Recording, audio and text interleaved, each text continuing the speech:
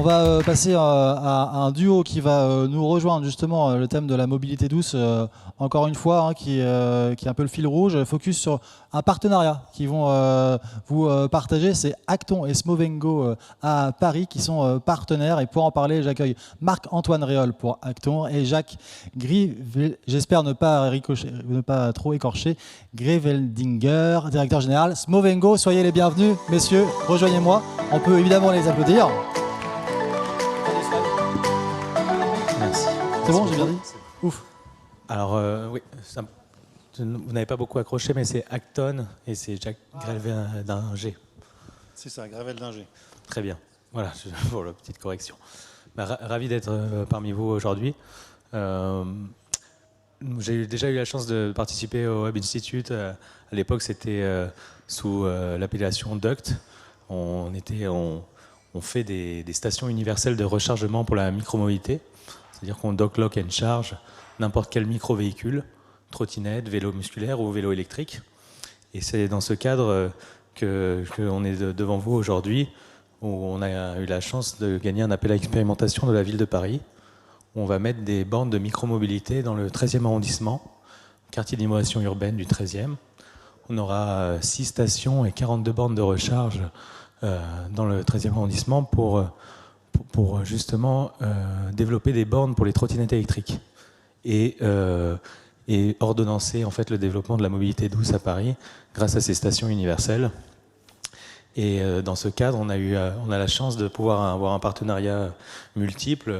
On est d'abord soutenu par NG Solutions qui va nous permettre de gérer les OPEX et de s'appuyer sur leur crédibilité au niveau national. Et aussi au niveau du réseau, de la connexion réseau. C'est pourquoi j'ai invité Jacques aujourd'hui. On a la chance de pouvoir se connecter au réseau Smovengo et créer des véritables hubs de mobilité douce, d'où le titre de cette intervention. Et au-delà de la connexion réseau, on est vraiment ravis de s'appuyer sur l'expertise de Smovengo. Alors Jacques, tu vas pouvoir en parler mieux que moi, mais Smovengo, c'est bien sûr l'opérateur de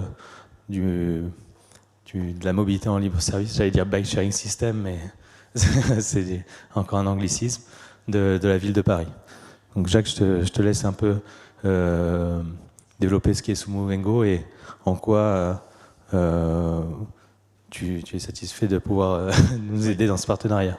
Bonjour à tous. Donc effectivement, tout le monde connaît, je pense, Vélib Métropole. C'est le plus grand système de vélo en libre service du monde hors Asie.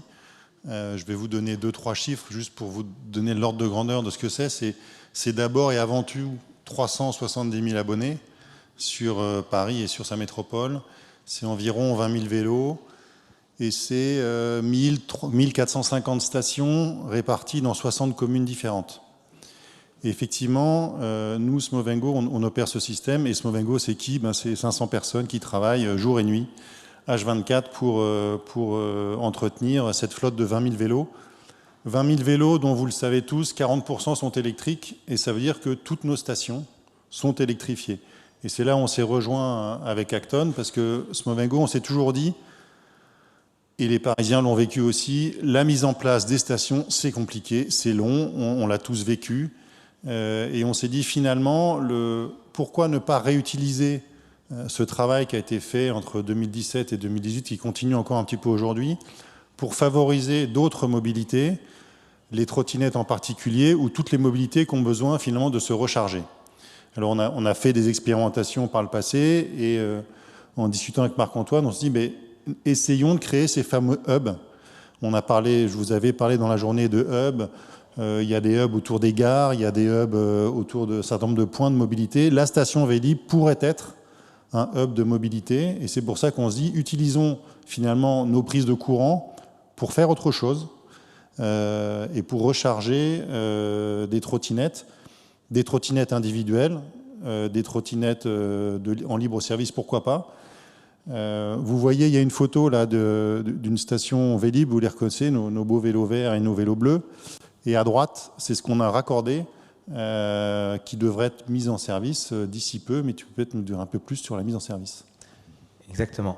D'ailleurs, l'esthétique de nos stations n'est pas en reste, Jacques. Je trouve qu'on a de très belles stations aussi. Oui, alors là, vous voyez, on est devant la gare d'Austerlitz, donc on est vraiment sur un hub de mobilité globale, où l'idée, c'est de pouvoir justement connecter les grands hubs de mobilité du 13e arrondissement de Paris aux grands lieux de vie que sont la BNF, la station F et l'Université Diderot, pour offrir des infrastructures de trottinettes électriques aux riverains du 13e arrondissement. La mise en service, comme vous le voyez, les stations sont déjà sur le terrain. On va démarrer avant la fin du mois avec un lancement qui est prévu pour la semaine du 26 septembre. J'ai souhaité inviter Jacques aujourd'hui parce que cette question de la connexion au réseau, au-delà de la connexion au réseau, il y a aussi, comme le mentionnait Jacques, il y a une vraie expertise chez Smooth & Go sur la mise en place des stations. Donc c'est un partenaire d'importance pour nous. Au-delà du 13e, on a l'envie et la volonté de se déployer à la ville de Paris et à l'ensemble de la métropole. Et pouvoir s'appuyer sur un partenaire comme Smooth & Go, c'est quelque chose de très intéressant pour nous. Et cette question des infrastructures est centrale du co-opérationnel du déploiement. Jacques le soulignait aussi. Donc, pouvoir s'appuyer sur des partenaires comme Smooth & Go et réduire notre co-opérationnel, c'est aussi une façon de crédibiliser notre business model. Et on parle de stations de vélo, mais aujourd'hui, il y a un développement des chargeurs pour véhicules électriques. On pourrait aussi imaginer le déploiement de hubs de e-mobilité globale. Et ça aussi, c'est des choses qui sont assez pertinentes à développer dans le futur. Et on espère pouvoir le déployer au-delà du 13e très, très, très prochainement. Ouais, j'ajouterais, parce que c'est effectivement la question peut se poser, mais que vient faire Vélib ou Smooth & Go dans cette mobilité qui peut être concurrente. En fait, les mobilités ne sont pas du tout concurrentes. Alors je sais qu'on a 15 qui parle souvent de la ville du quart d'heure. Ce qu'il faut comprendre, c'est que tous les déplacements sont à peu près d'un quart d'heure si on prend tous les systèmes de mobilité. C'est ça qui est intéressant. À pied, c'est un quart d'heure en moyenne, je crois, le trajet moyen. En trottinette, c'est un quart d'heure. À vélo, c'est un quart d'heure. Et je crois en scooter, Yego pourrait peut-être confirmer ou pas, et j'ai d'autres sources, c'est aussi un quart d'heure de trajet. Donc en fait, tout se passe en un quart d'heure, mais suivant ce qu'on fait et où on va, on utilise qui ses pieds, qui un scooter électrique, et entre les deux, une trottinette ou un vélo. Donc tout ça est complémentaire, et donc il faut réfléchir à la ville, non pas chacun dans son coin, mais mutualisons. À la fin, finalement, c'est au service de tous les citoyens parisiens et franciliens. S'ils ont la possibilité de prendre une trottinette pour aller pas très loin, et puis la trottinette a comme l'avantage d'avoir des ZPR, on peut s'approcher peut-être plus près de là où on veut s'il n'y a pas de station. Si j'arrive en train, je suis content éventuellement d'aller prendre un vélo pour aller un peu plus loin. Voilà. Il faut qu'on travaille collectivement à une organisation intelligente de la ville, pas chacun dans son coin. Et c'est vraiment dans cet objectif-là qu'on a travaillé avec Acton, en se disant, finalement, tout ce qu'on a fait nous en 2018, ça peut être utilisé par d'autres et ça permettra de combiner des mobilités. Parce que, in fine, l'objectif, alors certes, c'est que nos entreprises respectives marchent bien, mais c'est aussi que la mobilité évolue. Et la mobilité évoluera si on travaille beaucoup en commun sur tous les modes de mobilité, j'ai envie de dire, du train jusqu'à la chaussure. Et pour ça, il faut des expériences comme celles qu'on mène avec Acton dans le 13e et qu'on aimerait bien tester dans d'autres villes. On est dans 60 villes, donc il y a de quoi faire. On serait ravis de le faire, en effet. Ouais, du train à la chaussure, oui. Et les modes de transport ne sont pas indissociables. On peut démarrer à pied, faire du train et finir en vélo.